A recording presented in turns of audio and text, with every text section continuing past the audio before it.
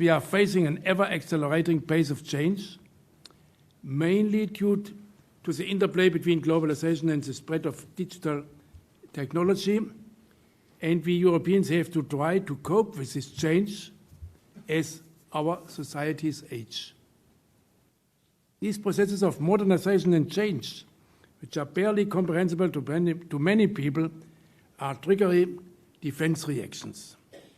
People have a growing need for the familiar, for a stronger sense of groundedness in their regional or national identities, whatever this means.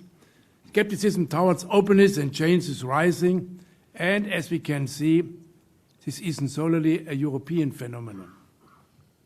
Given the current situation, it is not realistic to think that we can take further steps towards deepening European integration at the moment.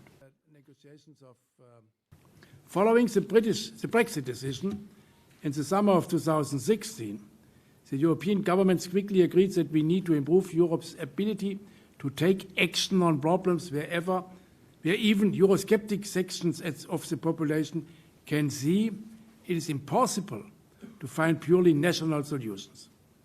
We need to respond to urgent questions in a way that is visibly European, and we needed to find European solutions to acute problems. This doesn't necessarily mean that all member states always need to participate when it is not feasible. We need flexible speeds, variable groupings of countries, coalitions of the willing, whatever you want to call it, in a particular situation.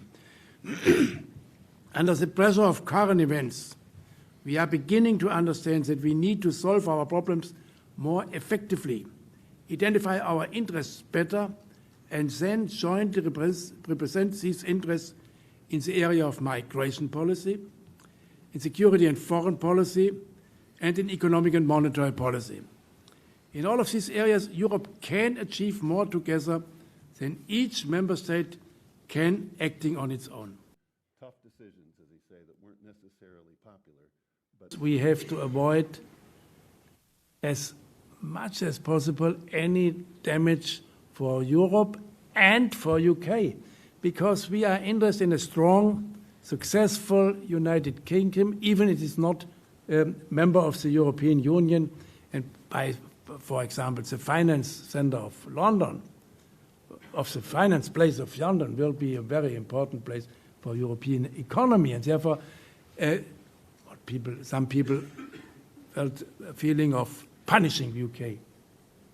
I think it's nonsense. It's really nonsense. We will care that we work for a solution, but it will be extremely difficult. It will be extremely difficult to get the concrete results. I think British government and all the decision makers in UK have better understood since the date of the referendum last year how difficult it will be for both sides. Occasion in history. This has been a wonderful